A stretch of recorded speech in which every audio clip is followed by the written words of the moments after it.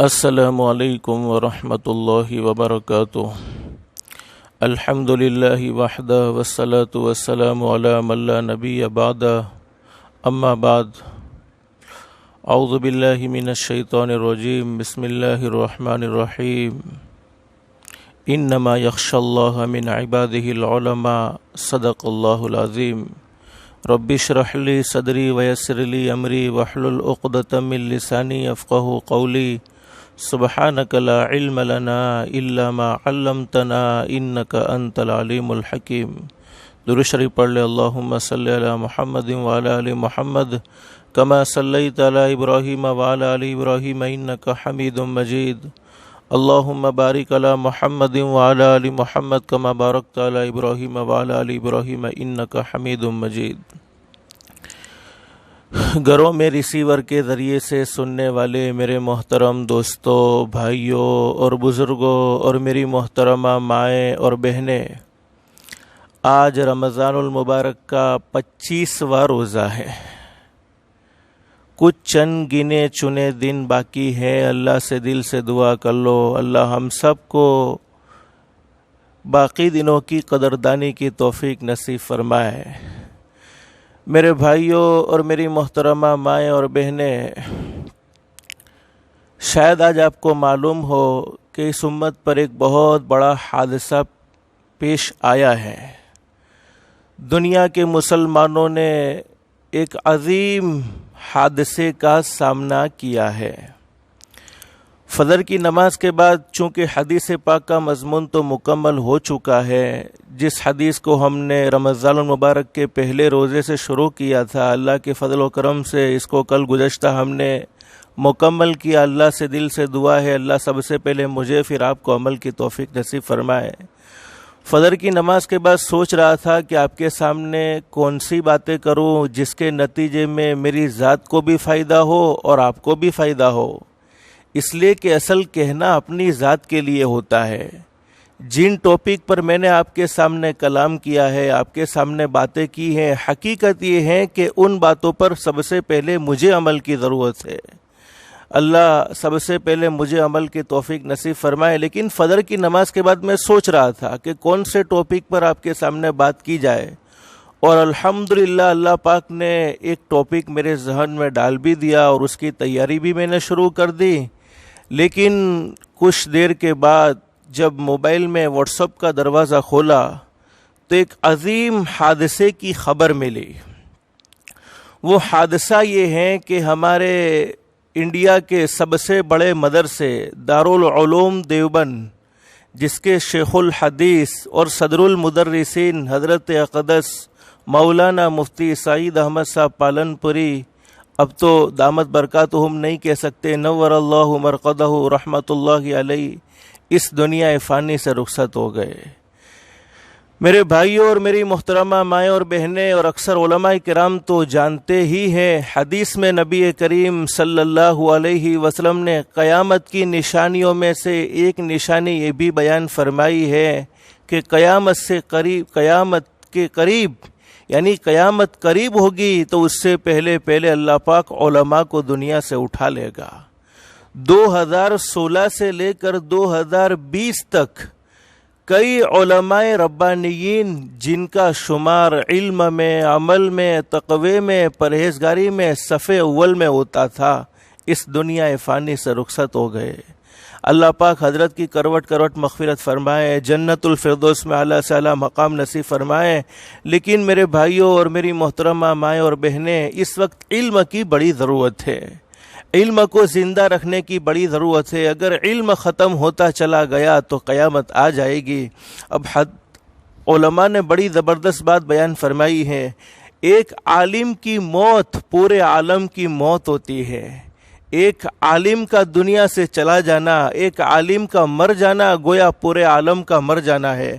اور حضرت حسن بصری رحمۃ اللہ علیہ بڑی زبردست بات بیان فرماتے ہیں علماء کی مثال ستاروں کی طرح ہے، علماء کی مثال ستاروں کی طرح ہے کہ جب وہ چمکتے ہیں تو لوگ ان سے راہ پا جاتے ہیں، لوگ ان سے راستہ حاصل کرتے ہیں، اور جب وہ چھپ جاتے ہیں یعنی دنیا سے چلے جاتے ہیں تو لوگ حیران رہ جاتے ہیں، پریشان رہ جاتے ہیں۔ اور حضرت حسن بصری رحمۃ اللہ علیہ فرماتے ہیں عالم کی موت اسلام کا بہت بڑا صدمہ ہوتا ہے، بہت بڑا نقصان ہوتا ہے، اور اتنا بڑا نقصان ہوتا ہے جس کی اصلاح قیامت تک ممکن نہیں ہے۔ میرے بھائیوں، اللہ ہم سب کو علماء سے محبت نصیب فرمائے اور علماء کی قدردانی کی توفیق نصیب فرمائے، اور اپنے بچوں کو عالم با عمل بنانے کی، حافظ بنانے کی اللہ پاک ہم سب کو توفیق و سعادت نصیب فرمائے۔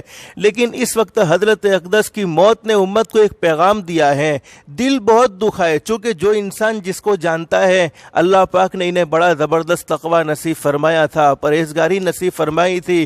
دارالعلوم دیوبند میں کئی سالوں سے بخاری شریف پڑھائی، میں نے بھی الحمدللہ ان سے پڑھا، اللہ نے ان کو بڑی زبردست صلاحیتیں نصیب فرمائی، کئی کتابیں لکھی۔ آج وہ دنیا سے چلے گئے، پوری امت پر ایک غم کا پہاڑ ٹوٹ رہا ہے، اور یہ بات بالکل صادق آ رہی ہے۔ میرے بھائیو، حدیث میں فرمایا نبی کریم صلی اللہ علیہ وسلم نے جب کوئی انسان دنیا سے جاتا ہے، چاہے اس کے عمل کیسے بھی ہو، چاہے اس نے دنیا کی زندگی میں گناہ کیے ہو، چاہے اس نے دنیا کی زندگی میں اللہ کی نافرمانی کی ہو، چاہے اس نے دنیا کی زندگی میں اللہ کو ناراض کرنے والا کام کیا ہو، لیکن مرنے کے بعد جب وہ دنیا سے چلا جاتا ہے اور دنیا کے لوگ اس کے بارے میں یوں چرچا کرتے ہیں، فلانا مرنے والا بہت اچھا آدمی تھا، دنیا سے چلا گیا، اگرچہ وہ اچھا نہیں بھی تھا، لیکن دنیا والے یہ کہہ دیتے ہیں کہ فلانا مرنے والا بہت اچھا آدمی تھا، فلانا مرنے والا بڑا نیک آدمی تھا، فلانا مرنے والا بڑا اچھا آدمی تھا، وہ دنیا سے چلا گیا۔ اللہ فرماتے میرے بندے، اگرچہ تیرے اعمال تو اچھے نہیں تھے، لیکن میرے بندے تجھے اچھا سمجھ رہے ہیں، میرے بندے تجھے نیک سمجھ رہے ہیں، میں اپنے بندوں کے گمان کے مطابق فیصلہ کر کے تجھے جنت کا داخلہ نصیب کرتا ہوں۔ جب کوئی عام گنہگار کے بارے میں کوئی حسن ظن رکھتا ہے، کوئی اس کے بارے میں اچھی بات کرتا ہے، تو اللہ پاک اسے جنت تک پہنچا دیتے ہیں۔ میرے بھائیو، یہ تو ایک ولی کامل آدمی تھا جس کے جانے پر پوری دنیا رو رہی ہے، اور یہ بات بالکل صادق آ رہی ہے۔ حضرت شیخ سعدی رحمۃ اللہ علیہ فرماتے ہیں جب بچہ دنیا میں آتا ہے تو روتے ہوئے آتا ہے، دنیا میں آتا ہے روتے ہوئے آتا ہے، اس کے رونے کو دیکھ کر گھر والے خوش ہوتے ہیں، گھر والے ہنستے رہتے ہیں، لیکن اگر یہی بچہ جوان ہونے کے بعد دنیا سے جانے تک اپنی ساری زندگی کو اللہ کے احکام کے مطابق اور حضرت نبی کریم صلی اللہ علیہ وسلم کے طریقے کے مطابق گزارتا ہے، تو یہ دنیا سے ہنستے ہوئے جاتا ہے اور گھر والے روتے رہ جاتے ہیں۔ اللہ پاک ہم سب کو بھی ایسی موت نصیب فرمائے کہ ہم دنیا سے ہنستے ہوئے جا رہے ہو اور دنیا والے ہمیں یاد کر کر کے ہمارا نام باقی رکھے۔ دنیا میں ایسے کام کرنے چاہیے کہ مرنے کے بعد بھی وہ مرتا نہیں ہے۔ یہ بڑے بڑے اللہ کے ولی جیسے حضرت شیخ الحدیث، جن کی ہم روزانہ کتاب پڑھتے ہیں،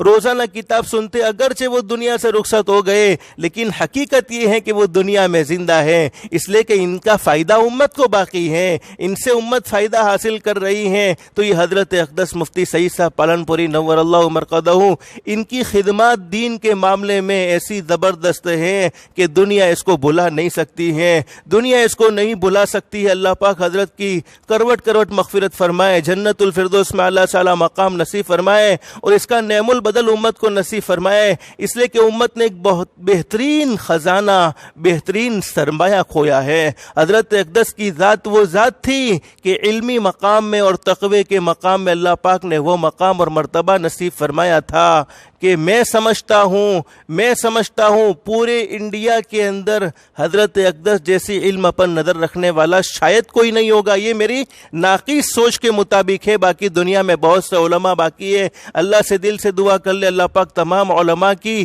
عافیت کے ساتھ عمروں میں برکت نصیب فرمائے۔ لیکن میرے بھائیو، علم کا سیکھنا بڑا ضروری ہے۔ حدیث میں فرمایا نبی کریم صلی اللہ علیہ وسلم نے علم کی بڑی اہمیت کو بیان فرمایا ہے، اور ایک صحابی حضرت ابو درداء رضی اللہ تعالیٰ عنہ اپنے زمانے میں فرمایا کرتے تھے کہ کیا بات ہے، اپنے زمانے میں ابو درداء رضی اللہ تعالیٰ عنہ، حضرت ابو درداء رضی اللہ تعالیٰ عنہ اپنے زمانے میں فرمایا کرتے تھے کہ کیا بات ہے، میں دیکھ رہا ہوں تمہارے علماء کرام اہل علم دنیا سے رخصت ہو رہے ہیں اور جاہل لوگ علم حاصل نہیں کر رہے ہیں۔ حضرت ابو درداء رضی اللہ تعالیٰ عنہ فرمایا کرتے تھے کیا بات ہے، دنیا سے علماء رخصت ہو رہے ہیں اور جاہل لوگ علم حاصل نہیں کر رہے ہیں، علم کے اٹھ جانے سے پہلے اسے حاصل کر لو۔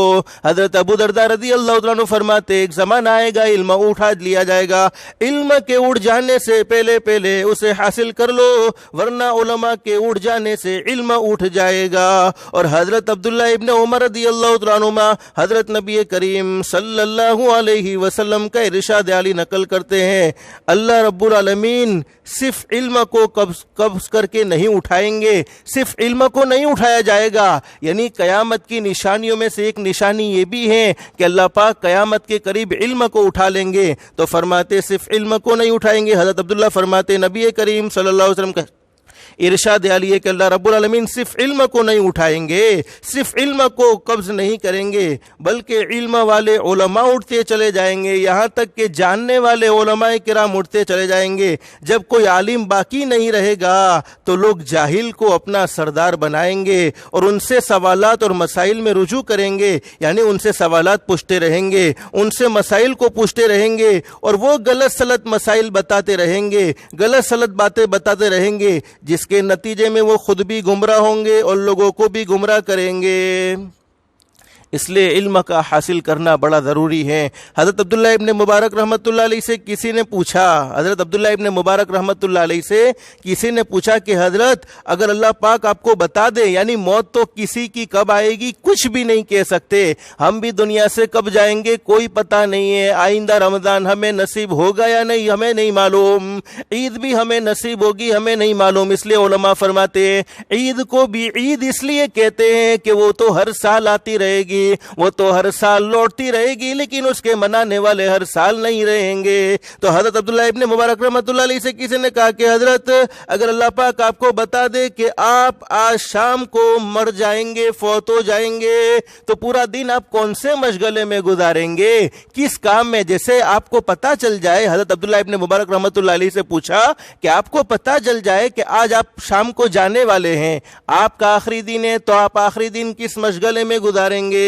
تو فرمانے لگے کہ میں اس دین کو علم حاصل کرنے میں گزار دوں گا، یعنی علم کو سیکھنے میں گزار دوں گا۔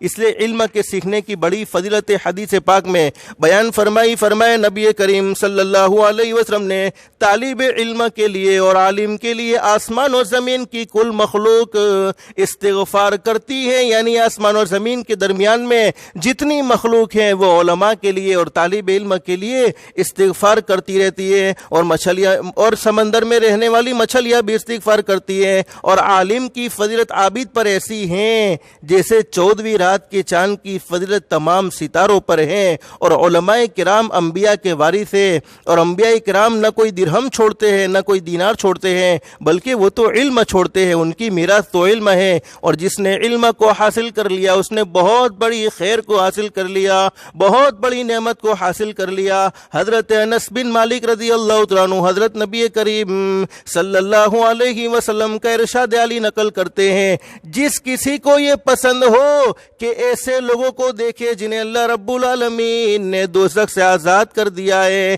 ایسے لوگوں کو تم دیکھنا چاہتے ہو، حضرت انس بن مالک رضی اللہ تعالیٰ عنہ فرماتے ہیں، او لوگو تم ایسے لوگوں کو دیکھنا چاہتے ہو جن سے اللہ پاک نے دوزخ کو حرام کر دیا ہے، جن کو اللہ پاک نے دوزخ کے لیے بھی حرام کر دیا اور وہ دوزخ سے محفوظ رہ گئے، وہ دوزخ سے بچا لیے گئے۔ تو فرمایا علم سیکھنے والوں کو دیکھ لو، علماء کو دیکھ لو، علم سیکھنے والوں کو دیکھ لو، اس ذات کی قسم جس کے قبضے میں محمد عربی صلی اللہ علیہ وسلم کی جان ہے۔ فرماتے جب طالب علم حاصل کرنے کے لیے کسی عالم کے دروازے پر چکر لگاتا ہے، اللہ رب العالمین اس کے ہر قدم کے بدلے میں، ہر حرف کے بدلے میں 1 سال کی عبادت لکھ دیتے ہیں، اور ہر قدم قدم کے بدلے میں اس کے لیے جنت میں ایک شہر بنا دیتے ہیں، ایک بہت بڑا محل بنا دیتے ہیں، اور وہ زمین پر چلتا ہے تو زمین اس کے لیے استغفار کرتی ہے، اس کی صبح و شام مغفرت کی حالت میں ہوتی ہیں، یعنی صبح میں بھی اللہ پاک اس کے گناہوں کو معاف فرما دیتے ہیں، شام میں بھی اللہ پاک اس کے گناہوں کو معاف فرما دیتے، فرشتے اس کے لیے گواہی دیتے اور کہتے ہیں یہی وہ لوگ ہیں جنہیں اللہ رب العالمین نے آگ سے رہائی بخشی ہے، یعنی جہنم سے آزاد فرما دیا ہے۔ ایک مرتبہ حضرت نبی کریم صلی اللہ علیہ وسلم مسجد نبوی میں تشریف لائے، دو جماعتیں بیٹھی ہوئی تھی، ایک جماعت اللہ کا ذکر کر رہی تھی، دوسری جماعت علمی مذاکرے میں مشغول تھی، علم حاصل کر رہی تھی۔ حضرت نبی کریم صلی اللہ علیہ وسلم نے آ کر فرمایا دونوں جماعتیں بہتر ہیں، لیکن حضرت نبی کریم صلی اللہ علیہ وسلم اس جماعت کے ساتھ بیٹھ گئے یہ فرماتے ہوئے انما بعثت معلما، اللہ نے مجھے معلم بنا کر بھیجا ہے، اللہ نے مجھے علم سکھلانے والا بنا کر بھیجا ہے، یعنی ذکر کرنے والی جماعت سے بھی بہتر علم حاصل کرنے والوں کی جماعت ہے۔ اور حضرت ابو درداء رضی اللہ تعالیٰ عنہ فرماتے ایک مسئلہ سیکھنا، حضرت ابو درداء رضی اللہ تعالیٰ عنہ فرماتے کہ ایک مسئلہ سیکھنا رات بھر کے قیام سے مجھے زیادہ پسندیدہ ہے، یعنی میں علم کی ایک بات کو سیکھ لوں، یہ پوری رات عبادت کروں، مجھے پوری رات عبادت کرنے سے زیادہ بہتر علم کا ایک مسئلہ سیکھنا پسند ہے، علم کا ایک مسئلہ حاصل کرنا پسند ہے۔ اور حضرت ابو سعید خدری رضی اللہ تعالیٰ عنہ فرماتے سرکار مدینہ صلی اللہ علیہ وسلم نے ارشاد فرمایا روئے زمین پر 3 عمل سے بڑھ کر کوئی عمل نہیں ہے، یعنی 3 عمل سے بڑھ کر کوئی عمل نہیں ہے، یہ 3 عمل سب سے بڑھ کر ہے۔ نمبر 1 علم کا حاصل کرنا، نمبر 2 اللہ کے راستے کی محنت کرنا، اور نمبر 3 حلال کمائی کے لیے کوشش کرنا، حلال کمائی کے لیے محنت کرنا۔ پھر فرمایا طالب علم یعنی علم حاصل کرنے والا اللہ کا محبوب ہے، اور اللہ کی راہ میں محنت کرنے والا اللہ کا ولی ہے، اور حلال کمائی کرنے والا اللہ کا دوست ہے۔ اللہ پاک ہم سب کو علماء کی قدردانی کی توفیق نصیب فرمائے، علماء سے محبت نصیب فرمائے۔ ایک حدیث میں فرمایا نبی کریم صلی اللہ علیہ وسلم نے جو دنیا میں جس کے ساتھ محبت کرے گا کل قیامت میں اس کو اسی کے ساتھ اٹھایا جائے گا۔ حضرت انس رضی اللہ عنہ فرماتے کہ ایک مرتبہ سرکار مدینہ حضرت محمد رسول اللہ صلی اللہ علیہ وسلم تشریف فرمائے، ایک صحابی نے حضرت نبی کریم صلی اللہ علیہ وسلم سے آ کر سوال کیا میرے محبوب بتلا یہ تو صحیح قیامت کب آنے والی ہے، قیامت کب آئے گی؟ حضرت نبی کریم صلی اللہ علیہ وسلم نے ارشاد فرمایا پوچھنے والے صحابی سے میرے صحابی قیامت کے بارے میں سوال کر رہے ہو، بتاؤ نے اس کے لیے کیا تیاری کر رکھی ہے؟ صحابی نے عرض کیا اللہ کے نبی فرائض کے علاوہ کوئی زیادہ نماز روزے تو میرے پاس نہیں ہے، البتہ میں فرائض کا پورا اہتمام کرتا ہوں، ایکسٹرا عبادات تو میرے پاس ہے نہیں، البتہ اللہ اور اس کے رسول کے ساتھ مجھے محبت ضرور ہے۔ حضرت نبی کریم صلی اللہ علیہ وسلم نے ارشاد فرمایا آدمی کا حشر ان لوگوں کے ساتھ ہوگا جن کے ساتھ اسے محبت ہوگی، اور تو ان کے ساتھ ہوگا جن کے ساتھ تجھے محبت ہوگی، یعنی اگر تم مجھ سے محبت کرتا ہے تو کل قیامت میں میرے ساتھ رہے گا۔ جو انسان دنیا میں جس کے ساتھ محبت کرتا تھا کل قیامت میں اس کو اسی کے ساتھ اٹھایا جائے گا۔ اور حضرت انس رضی اللہ عنہ فرماتے ہیں نبی کریم صلی اللہ علیہ وسلم کے اس ارشاد پر یعنی اس حدیث پر مسلمانوں کو جو خوشی ہوئی ایسی خوشی میں نے کبھی نہ دیکھی تھی، یعنی صحابہ کرام تو حضرت نبی کریم صلی اللہ علیہ وسلم سے سچے دل سے محبت کرنے والے تھے۔ صحابہ کرام کا ایمان کیسے گوارا کرتا کہ حضرت نبی کریم صلی اللہ علیہ وسلم کی نافرمانی کرے؟ وہ تو محبت کرنے والے تھے۔ صحابہ کرام کو یقین ہو گیا ہم تو دنیا کی زندگی میں نبی کریم صلی اللہ علیہ وسلم سے محبت کرتے ہیں، آخرت میں بھی اللہ پاک ہمیں نبی کریم صلی اللہ علیہ وسلم کے ساتھ اٹھائے گا۔ اور ہم بھی رمضان کے مہینے میں دل سے دعا کر لو اللہ پاک ہمارا حشر بھی نیک لوگوں کے ساتھ فرما دے۔ حدیث میں فرمایا نبی کریم صلی اللہ علیہ وسلم نے عالم کے چہرے پر نظر ڈالنا عبادت ہے، یعنی عالم کے چہرے کو دیکھنا عبادت، کعبے پر نظر ڈالنا عبادت ہے، قرآن کریم پر نظر ڈالنا عبادت ہے۔ اور ایک حدیث میں فرمایا نبی کریم صلی اللہ علیہ وسلم نے عالم کو اپنے قائم مقام فرمایا ہے۔ چنانچہ ارشاد نبوی فرمایا نبی کریم صلی اللہ علیہ وسلم نے، جس نے کسی عالم کی زیارت کی، یعنی جس نے کسی عالم کا دیدار کیا، ہمارے نبی فرماتے اس نے میری زیارت کی، اور جس نے کسی عالم سے مصافحہ کیا اس نے مجھ سے مصافحہ کیا، اور جو کسی عالم کے پاس بیٹھ گیا ہے وہ حقیقت میں میرے پاس بیٹھا ہوا ہے، اور جو شخص دنیا میں میرے پاس بیٹھا ہے اللہ رب العالمین قیامت کے دن جنت میں اسے میرے ساتھ اٹھائیں گے۔ تو میرے بھائیو، حضرت اقدس کی موت نے امت کو ایک بہت بڑا پیغام دیا ہے کہ دنیا تو ہر کسی کو چھوڑنی ہے، اور میں نے آپ کو پہلے یہ بات بتلا تھی، آدم صفی اللہ نہ رہے، آدم صفی اللہ نہ رہے، موسیٰ کلیم اللہ نہ رہے، آدم صفی اللہ نہ رہے، موسیٰ کلیم اللہ نہ رہے، تو ہم کیا رہیں گے جب محبوب خدا نہ رہے۔ یعنی جب محبوب خدا کو دنیا سے پردہ فرمانا پڑا تو حضرت اقدس کو تو دنیا سے جانا ہی جانا تھا، لیکن انہوں نے اپنا نام باقی رکھا۔ اس لیے حدیث میں فرمایا نبی کریم صلی اللہ علیہ وسلم نے، نیک لوگوں کی موت پر تو زمین روتی ہے، زمین اللہ کے سامنے کہتی الہ العالمین وہ بندہ کہاں چلا گیا جو میری پشت پر عبادت کرنے والا تھا، میری پشت پر سجدہ کرنے والا تھا، میری پشت پر تجھے یاد کرنے والا تھا۔ نیک لوگوں کی موت پر تو زمین روتی ہے۔ اور حدیث میں فرمایا نبی کریم صلی اللہ علیہ وسلم نے، جب آدمی نیک ہوتا ہے، جس نے اپنی زندگی کو مثالی گزاری ہوتی ہے، جس نے اپنی زندگی کو اللہ کو راضی کرنے میں گزاری ہوتی ہے، قبر اس کا استقبال کرتی ہے، اور قبر خود کہتی ہے کہ دنیا میں جتنے چلنے والے تھے ان تمام چلنے والوں میں تو مجھے سب سے زیادہ محبوب تھا۔ اندازہ لگاؤ، سب سے پہلی منزل قبر کی منزل، اور آتے ہی قبر یہ بات کہہ دے تجھے گھبرانے کی ضرورت نہیں ہے،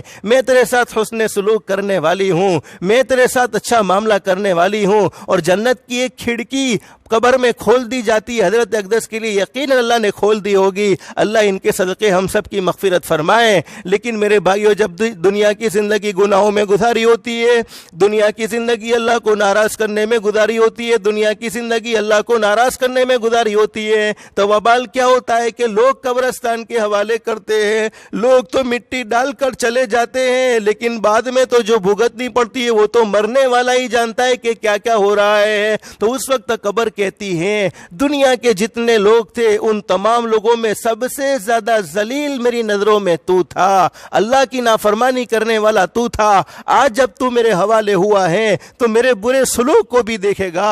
اور حدیث پاک میں ہمارے نبی نے 2 انگلیوں کو ملا کر بتلایا کہ قبر اس کو ایسا دباتی ہے، ایسا بھینچتی ہے کہ ایک پسلی دوسری پسلی میں مل جاتی ہے، اور ہمارے نبی نے 2 انگلیوں کو یوں ملا کر بتلایا۔ تو میرے بھائیو، آخرت کے احوال تو ہمارے اوپر بھی آنے والے ہیں۔ حضرت اقدس کی موت نے امت کو ایک پیغام دیا ہے، دنیا والوں صبر کرو۔ اور میرے بھائیو، یہ قیامت کی نشانیاں ہیں، علماء دنیا سے اڑ جائیں گے، لیکن آج ہمارے اندر شوق رہا نہیں علم حاصل کرنے کا، نہ علم حاصل کرنے کا شوق رہا، نہ علماء کی کوئی اہمیت ہمارے دلوں میں رہی، ہمارے دلوں سے علم کا مقام نکل گیا، علماء کا مقام نکل گیا۔ اس لیے علماء فرماتے علم حاصل کرنا ہو، قرآن کریم کو سیکھنا ہو تو قرآن جاننے والوں کا مقام بھی تمہارے دلوں میں ہونا چاہیے۔ جو چیز اتنی زیادہ قیمتی ہوتی ہے اس کا مقام بھی اتنا قیمتی ہوتا ہے۔ حدیث میں نبی کریم صلی اللہ علیہ وسلم کا ارشاد عالی ہے، فرماتے میرے محبوب حضرت محمد الرسول اللہ صلی اللہ علیہ وسلم نے، تم میں سب سے بہتر آدمی وہ ہے جو قرآن کریم کو سیکھے اور سکھائے۔ اور قرآن کریم دنیا والوں کی کتاب نہیں ہے، اللہ قرآن کریم میں خود فرماتے ہیں اِنَّا نَحْنُ نَزَّلْنَا الذِّكْرَ وَإِنَّا لَهُ لَحَافِظُونَ۔ اللہ فرماتی ہے قرآن کریم کو ہم نے ہی نازل کیا ہے اور ہم ہی اس کی حفاظت کرنے والے، قیامت تک حفاظت کرتے رہیں گے۔ اب حفاظت کیسے ہوگی؟ جیسے ہم لوگ رمضان کے جانے کے بعد قرآن کریم کو تیجوری میں بند کر کے رکھ دیتے ہیں، الماری میں بند کر کے رکھ دیتے ہیں، پھر ہاتھ لگانے کی توفیق نہیں ہوتی، ایسی حفاظت ہوگی جو کسی صندوق میں پیک کر دیا جائے۔ اللہ فرماتے نا انا نحن نزلنا الذکر وانا له لحافظون۔ قرآن کریم کی حفاظت کے لیے میں اپنے محبوب کے امتیوں کے معصوم بچوں کے سینوں کو استعمال کیا جائے گا اور ان کے سینوں کے اندر میرے قرآن کریم کی حفاظت کی جائے گی۔ میرے پیارو، ہمارا عقیدہ ہے اللہ کی ذات سے بڑھ کر کوئی ذات نہیں ہو سکتی، بولو بے شک۔ قرآن کریم سے بڑھ کر کوئی سچا کلام نہیں ہو سکتا، بولو بولو بے شک تو وہ سینے جن میں اللہ کا قرآن داخل ہیں، ان سینوں سے بڑھ کر بھی کوئی سینہ نہیں ہو سکتا۔ میں ایک بات آپ کو بتلاؤں، اللہ ہم سب کو عمل کی توفیق نصیب فرمائے۔ واقعات میں ایک واقعہ لکھا ہے کہ ایک مرتبہ حضرت بایزید بسطامی رحمۃ اللہ علیہ کے زمانے میں کسی کا انتقال ہو گیا۔ اب خواب میں دیکھنے والے نے دیکھا، انتقال تو دنیا سے ہر کوئی جاتا ہے، جانا تو ہر کسی کو ہے۔ اب مرنے والے کو کسی نے خواب میں دیکھا تو پوچھا تمہارے ساتھ کیا معاملہ ہوا، اللہ نے تمہارے ساتھ کیا سلوک فرمایا؟ فرمایا میری مغفرت کر دی گئی۔ اب وہ مرنے والا کہہ رہا ہے مغفرت اللہ نے اس لیے تو نہیں کی تھی کہ میں نے زندگی میں نیک اعمال کیے تھے، مغفرت اس لیے تو نہیں کی تھی کہ میں نے زندگی میں بہت ساری تہجد کی نماز کو ادا کیا تھا، مغفرت اس لیے تو نہیں کی تھی میں نے زندگی میں اللہ کو بہت سارے راضی کرنے والے اعمال کیے تھے، لیکن ایک عمل کی بنا پر میری مغفرت ہوئی ہے۔ فرمایا وہ خواب میں دیکھنے والا پوچھتا ہے کون سے عمل کی بنا پر تمہاری مغفرت ہوئی ہے؟ فرمانے لگا وہ مرنے والا خواب میں کہہ رہا ہے کہ ایک دن ہوا ایسا کہ میرے گاؤں میں ایک بہت بڑے عالم آئے تھے جن کا نام ہے حضرت بایزید بسطامی رحمۃ اللہ علیہ، میرے گاؤں میں آئے ہوئے تھے، لوگوں کی بڑی بھیڑ تھی، مجھے حضرت کی خدمت کا کوئی موقع نہ ملا، حضرت سے مصافحے کا کوئی موقع نہ ملا، تو میں نے کیا ایسا کہ ایک اونچی جگہ پر چڑھ گیا اور اونچی جگہ پر چڑھ کر ایک اوپر والی جگہ پر چھت پر چڑھ کر حضرت کے چہرے کو محبت سے دیکھ لیا۔ جب میں قبر میں گیا تو اللہ نے فرمایا تو نے میرے محبوب کے چہرے کو یعنی میرے ولی کے چہرے کو، عالم دین کے چہرے کو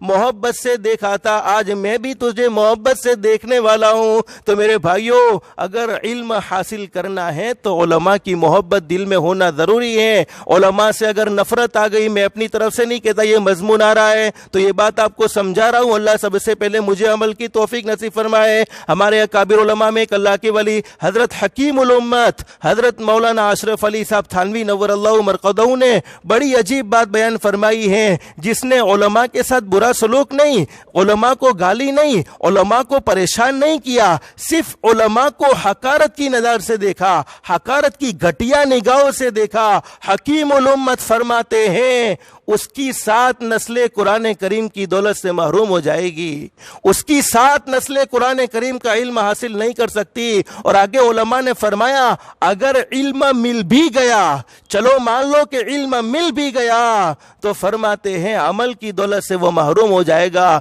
تو اس سے بڑی محرومی کیا ہو سکتی ہے کہ ایک آدمی علم حاصل کرے اور اس پر عمل نہ کر سکے۔ اس لیے میرے بھائیوں اپنے بچوں کو اگر عالم بنانا چاہتے ہیں، اپنے بچوں کو حافظ بنانا چاہتے ہیں، اپنے بچوں کو اپنی آنکھوں کی ٹھنڈک بنانا چاہتے ہیں تو علماء سے محبت کرو، علماء ربانیین۔ اب علماء کون سے ہیں، علماء کو کس کیٹیگری میں رہنا چاہیے، وہ بیان علماء کے سامنے ہو سکتا ہے کہ اللہ پاک نے کون سے علماء کی تعریف فرمائی ہے، امت کون سے علماء سے محبت کرنا چاہتی ہیں، وہ ساری باتیں علماء سے کہی جا سکتی ہیں۔ لیکن ہماری نظر میں کوئی ایک آدمی ہے جس کے سینے میں اللہ نے قرآن رکھا ہے، جس کے سینے میں حدیثیں رکھی ہیں، ہمارے ذمہ ضروری ہے کہ ہم اس کا اکرام کریں، چاہے اس کی پرسنل زندگی کیسی بھی ہو، اس کا معاملہ اللہ کا معاملہ ہے، اس کے لیے اللہ پاک نے ہمیں وکیل نہیں بنایا کہ ہم اس کی پرسنل زندگی کو ٹارچر کر سکے، بلکہ وہ تو اس کا معاملہ اللہ کا معاملہ ہے۔ میرے بھائیوں میں ایک حدیث پاک آپ کو بتلاتا ہوں، اللہ ہم سب کو عمل کی توفیق نصیب فرمائے۔ اور اس حدیث پاک کو سننے کے بعد تو ہم سب کو طے کر لینا ہے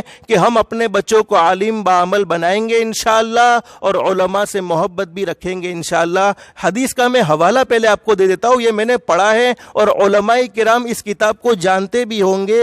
عربی زبان میں ایک کتاب ہے جس کو کہتے درۃ الناصحین، یہ عربی زبان میں کتاب ہے جس میں یہ حدیث پاک موجود ہے۔ کیا فرمایا نبی کریم صلی اللہ علیہ وسلم نے، حضرت نبی کریم صلی اللہ علیہ وسلم نے فرمایا میری امت پر ان قریب ایک زمانہ ایسا آنے والا ہے۔ سننا حدیث پاک سننا، اللہ ہم سب کو عمل کی توفیق نصیب فرمائے۔ حدیث میں فرمایا نبی کریم صلی اللہ علیہ وسلم نے قیامت کے قریب میری امت پر ان قریب ایک زمانہ ایسا آنے والا ہے ہیں کہ لوگ علماء اور فقہا سے، علماء یعنی علم جاننے والے، فقہا یعنی علم کی سمجھ رکھنے والے، لوگ علماء اور فقہا سے دور بھاگیں گے، یعنی ان سے نفرت کریں گے، ان سے دشمنیاں رکھیں گے، جس کے نتیجے میں حضرت نبی کریم صلی اللہ علیہ وسلم نے ارشاد فرمایا اللہ رب العالمین انہیں دنیا کی زندگی میں 3 عذابوں میں مبتلا کر دے گا، ان کو دنیا کی زندگی میں 3 آزمائشوں میں مبتلا کر دے گا۔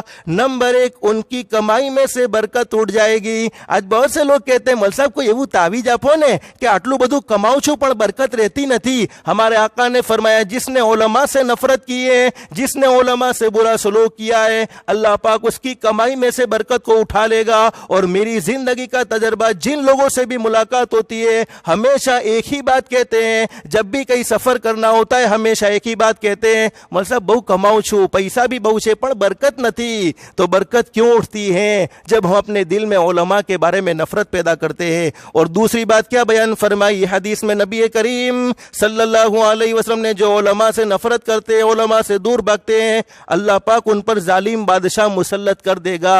اب ہم خود اپنے ملک کے حالات کو دیکھ کر یہ فیصلہ کر سکتے ہیں کہ اس وقت کیا ہو رہا ہے۔ فرماتے ہیں کہ دوسرا عذاب اللہ پاک ان پر ظالم بادشاہ کو مسلط کر دے گا۔ اور تیسری بات بیان فرمائی، میں اپنی طرف سے نہیں کہتا، حدیث میں فرمایا نبی کریم صلی اللہ علیہ وسلم نے، ایسے لوگ دنیا سے بے ایمان جائیں گے، یعنی ان کا ایمان دنیا کی زندگی میں ختم ہو جائے گا، یعنی موت سے پہلے پہلے اللہ پاک ان سے کلمے کی دولت کو چھین لے گا۔ اللہ ہم سب کی حفاظت فرمائے۔ اس لیے علماء نے فرمایا کہ جس نے علماء کے ساتھ برا سلوک کیا، جس نے علماء کے ساتھ برا برتاؤ کیا، اس کو اپنے ایمان کی خیر منانی چاہیے۔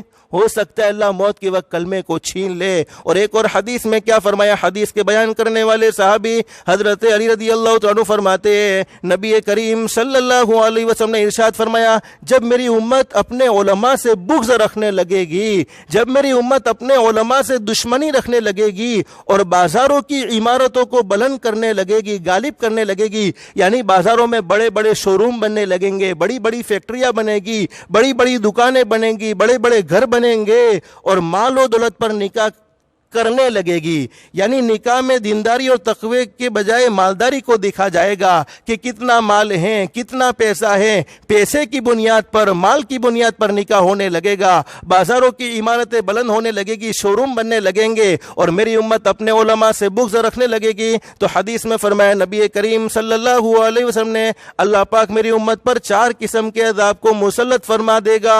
سب سے پہلا عذاب بیان فرمایا قحط سالی ہو جائے گی، یعنی تنگی ہو جائے گی، خود کا روپیہ ہونے کے باوجود اس روپیے کو وہ خرچ نہیں کر پائے گا، قحط سالی ہو جائے گی۔ اور دوسری بات بیان فرمائی بادشاہوں کی طرف سے مظالم ہونے لگیں گے، حکومت کی طرف سے ظلم ہونے لگے گا۔ اب میں اس کی تشریح کرنا نہیں چاہتا، ہم خود دیکھ سکتے کہ کیا ہو رہا ہے، اور حکام خیانت کرنے لگیں گے۔ اب آپ کو یہ بھی سوچ لینا چاہیے اس زمانے کے حکام کیا کر رہے ہیں، اور دشمنوں کے پیدر پہ حملے ہوں گے، چاہے وہ گھر کا دشمن ہو چاہے وہ باہر کا دشمن ہو، ہمیشہ حملے کی فراق میں رہیں گے۔ آج کل ان عذابوں میں سے کون سا عذاب ہم پر مسلط نہیں ہے؟ ہم ہر عذاب کو بھگت رہے ہیں، بادشاہوں کی طرف سے ظلم، حکاموں کی طرف سے خیانت، پیدر پہ ظلم کی سازشیں ہو رہی ہیں۔ لہذا مسلمانوں کو چاہیے دل سے علماء کی عزت کرے، ان کی صحبت سے، ان کی صحبت سے، ان کی مجلس سے فیض حاصل کرے، ان کی شان میں کوئی کلمہ بے ادبی اور گستاخی کا نہ کہے،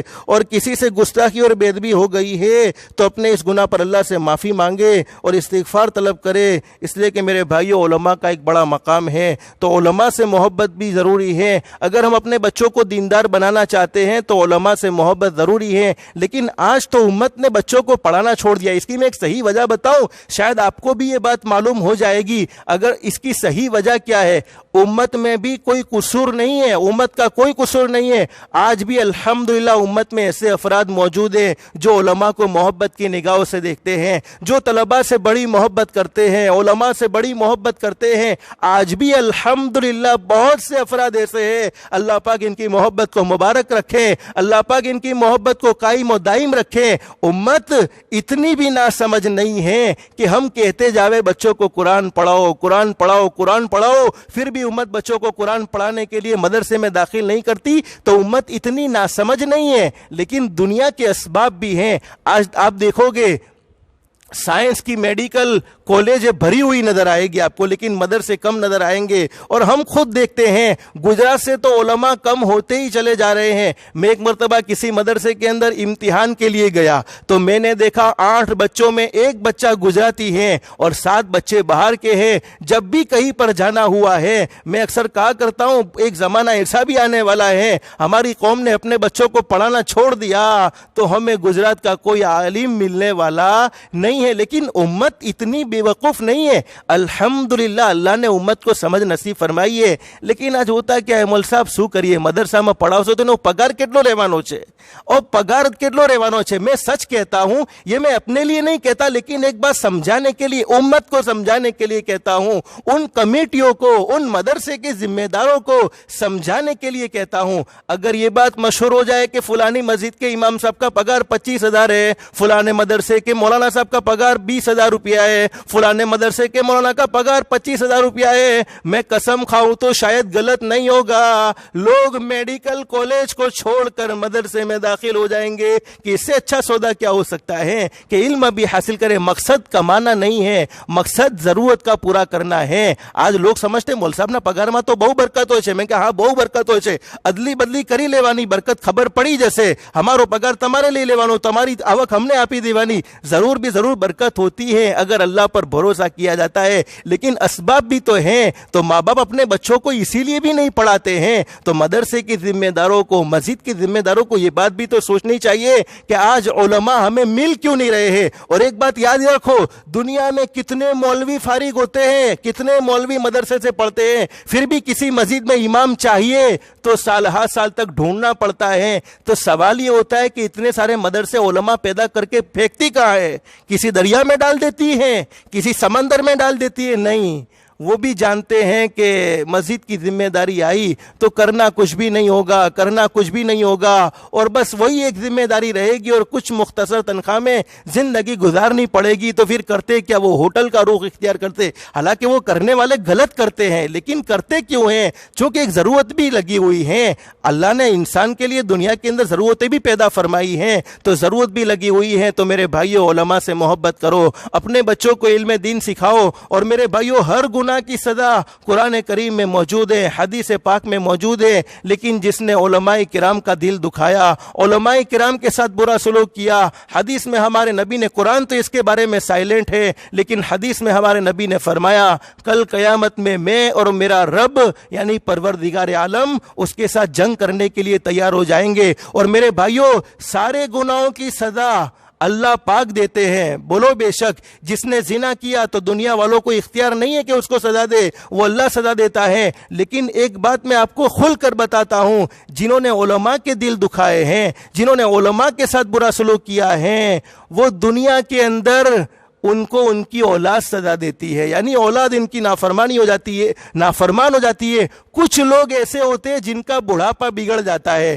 اس میں سے ایک وہ آدمی جس نے کسی عالم کو ستایا, جس نے کسی عالم کی مخالفت کی, جس نے دین کے کام میں روڑے ڈالنے کا کام کیا, جس نے دین کے کام کی مخالفت کی. اللہ ان حرکتوں سے ہم سب کی حفاظت فرمائے, اللہ ہم سب کو علماء سے محبت نصیب فرمائے. تو دل سے دعا کر لو, اللہ حضرت اقدس کی مغفرت فرمائے, حضرت اقدس کی مغفرت فرمائے. اور اب حضرت اقدس کی جگہ پر اللہ ہمیں کوئی نعم البدل نصیب فرمائے. اس لیے کہ میرے پیاروں, ایسا آدمی صدیوں میں ایک پیدا ہوتا ہے, ایک ایسا آدمی صدیوں میں پیدا ہوتا ہے. اور علماء حضرت اقدس کی شان کو جانتے ہیں. حضرت اقدس مفتی سعید احمد صاحب پالن پوری نور اللہ مرقدہ نے کیا علمی میدان میں کیا کام کیا ہے, کیسی بڑی عجیب و غریب کتابیں لکھی ہیں. اور حضرت اقدس کا درس اتنا آسان اور اتنا سمجھنے میں اتنا آسان ہوتا تھا کہ کوئی ایک ایسا آدمی جس جس کا ذہن بالکل کمزور ہے، ایک ایسا طالب علم جو بالکل ذہن کے معاملے میں بالکل کمزور ہیں، وہ بھی حضرت کی بات کو آسانی سے سمجھ سکتا تھا۔ اللہ نے وہ حضرت کو آج ہم سے چھین لیا ہے۔ اللہ سے دل سے دعا ہے اللہ پاک ہمیں ان کا نعم البدل نصیب فرمائے، اللہ پاک ہم سب کو بھی اپنے بچوں کو عالم دین بنانے کی توفیق نصیب فرمائے۔ تو میرے بھائیو، اپنے بچوں کو عالم بناؤ۔ دیکھو، دنیا کی تعلیم سے میں نے نہیں روکا، دنیا ضرور پڑھاؤ، لیکن میں سمجھانا یہ چاہتا ہوں، ہمارے گھر میں 2 بیٹے ہیں تو ایک